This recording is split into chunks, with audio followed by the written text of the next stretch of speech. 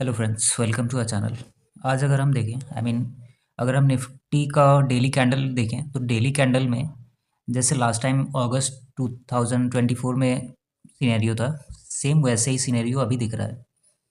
और अगर हम देखें तो लास्ट 3-4 महीने मतलब मार्च से लेके ऑलमोस्ट जून तक निफ्टी जो थी ऑलमोस्ट 300 से 400 पॉइंट में मूव कर रही थी।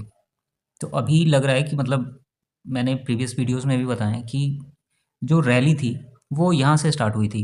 मार्च अप्रैल मई तक एक साइडवेज मार्केट था निफ्टी में।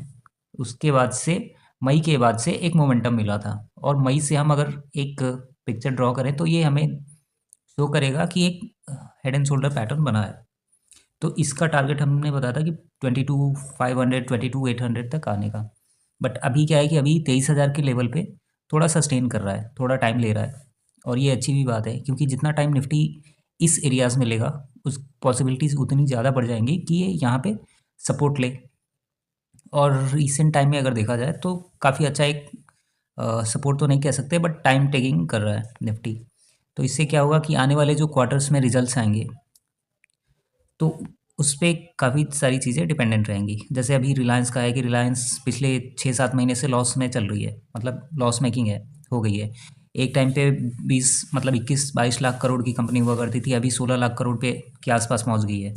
तो मतलब ऑलमोस्ट, और बहुत सारे जो स्टॉक्स हैं 30-35%, इवन जो सेक्टर्स हैं, स्मॉल कैप हो, मिड कैप हो, ऑटो सेक्टर हो, पीएसयू हो, डिफेंस हो, सारे ऑलमोस्ट 25-30 इवन 40% तक गिरे हुए हैं। तो अभी कल के लिए हम देखते हैं कि कल कैसा हो सकता है निफ्टी में अगर हम लो देखें तो अभी रिसेंट का जो लो बना है वो 23,000 पे बना है, 23,050 के आसपास। और जो रिसेंट हाई बना है वो बना है अपना 23,380 के आसपास।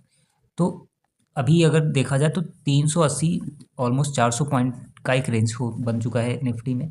अगर हम 15 मिनट टाइम फ्रेम पे भी देखें तो हमें एक क्लैरिटी मिलेगी कि जो हायर हाई है उसको ब्रेक नहीं कर पा रहा है, और जो इसका लो है वो भी पिछले लास्ट वीक में ब्रेक नहीं हुआ है। तो अभी अगर इसका जो लो है वो अगर ब्रेक होता है कल के दिन तो एक अच्छा डाउनफॉल देखने को मिल सकता है। क्योंकि जो 23,000 का लेवल है जब तक सस्टेन कर रहा है तब तक अच्छी बात है, बट जिस दिन 23,000 का लेवल ब्रेक होता है उस दिन क्या होगा कि उस दिन शार्प सेलिंग देखने को मिल जाएगी। क्योंकि हर कोई बैठा हुआ है 23,000 के लेवल पे कि 23,000 का लेवल अच्छा है, सस्टेन कर रहा है। बट अगर 23,000 का लेवल ब्रेक होता है कल के दिन या फिर इस वीकेंड में, इस वीक में, तो फिर चांसेस आर वेरी हाई कि एक बार मार्केट में फिर से सेलिंग का प्रेशर देखने को मिले। तो कल के लिए भी हमारा जो सपोर्ट रहेगा वो ये जोन रहेगा 23,100, और दूसरा रहेगा हमारा 23,000 का। अगर हम रेजिस्टेंस की बात करें तो रेजिस्टेंस 23,240, 280, और फिर 23,300 का, ये दोनों। फर्स्ट एक्चुअली क्या है कि अगर हम देखें तो यूएस में अभी ट्रम्प मतलब पावर में सीट आने वाले हैं उनके। तो जैसे ही उनकी मतलब उनको अपनी पोजीशन ले लेंगे फिर उसके बाद से बहुत सारी चीज़ें क्लियर होने स्टार्ट हो जाएंगे। और अभी जो ट्रेड वॉर का सिचुएशन एक मतलब उनके स्टेटमेंट से लग रहा था कि स्टार्ट होने वाली है, वो कहाँ तक जाती है, कैसे कैसे सिनेरियो बनते हैं, वो देखना इंपॉर्टेंट हो जाएगा। क्योंकि जैसे वो पोजीशन में आएंगे वैसे उनकी जो एक्टिविटी है वो और बढ़ जाएगी। तो अभी कल के लिए निफ्टी में जो रेजिस्टेंस रहेगा 23,280 और 23,350 के आसपास, और सपोर्ट हमारा रहेगा 23,100 और 23,000 का। अगर हम बैंक निफ्टी की बात करें तो बैंक निफ्टी में थोड़ी सी स्ट्रेंथ ज़्यादा है, मतलब कंपेयर टू निफ्टी। यहाँ पे क्या है कि यहाँ पे जो इसका लो था एक्चुअली, बैंक निफ्टी जो है अपने जो लो है इसका वो बहुत पहले ब्रेक हो चुका था। 49,985 का लो था प्रीवियस लो, वो बहुत पहले ही ब्रेक हो चुका है। और बैंक निफ्टी ने 48,000 का लेवल भी टच कर दिया है।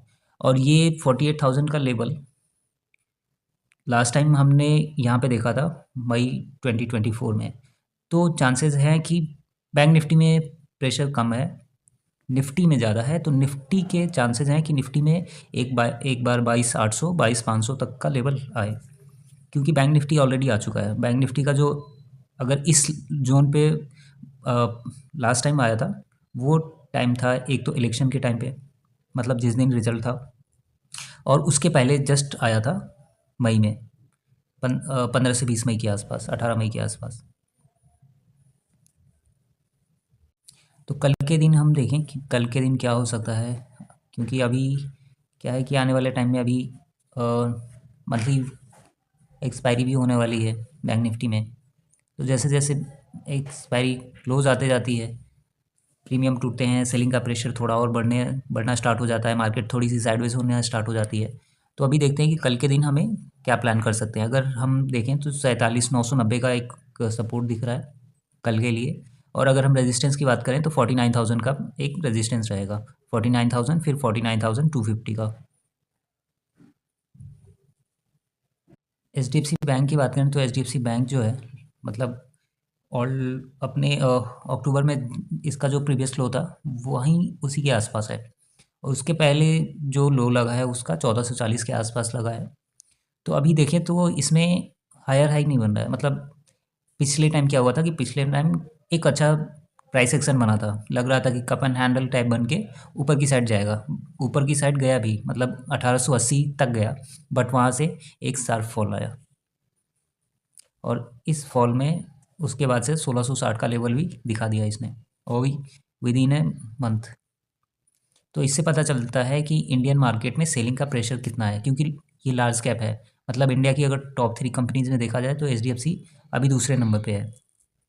तो अगर इतनी बड़ी कंपनी में फंडामेंटल अर्निंग्स, सेल्स, प्रॉफिट सब कुछ अच्छा है, फिर भी इतना बड़ा फॉल आ रहा है, तो इसके पीछे रीज़न कुछ ना कुछ है कि मार्केट में जो बाइंग है, जो बुलिशनेस होता है, वो अभी नहीं है। अभी मार्केट जो है अभी वीक पोजीशन पे खड़ा है, यहाँ से नीचे जाने के चांसेस हैं थोड़े से, बट कितने जाएंगे नो वन नोज, क्योंकि अभी एक बहुत बड़ा इवेंट है नेक्स्ट मंथ बजट का, और बजट के आसपास रैली दिखने को मिलती है मार्केट में।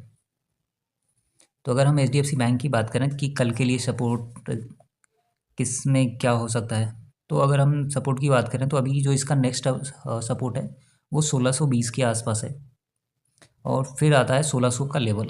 1600 का लेवल काफ़ी क्रूशल हो जाता है। और रेजिस्टेंस की बात करें तो 1650 और 1660 का रेजिस्टेंस रहेगा कल के लिए। अगर हम रिलायंस का देखें तो रिलायंस ऑलमोस्ट 2.5% के आसपास ऊपर था, 1325 के आसपास गया था। इसके पॉजिटिव होने के पीछे रीज़न था कि रिलायंस का जो एडीआर है वो ऑलमोस्ट 5% के आसपास ऊपर था, तो इस रीज़न से फ्राइडे को इसमें एक अच्छी बाइंग आई थी।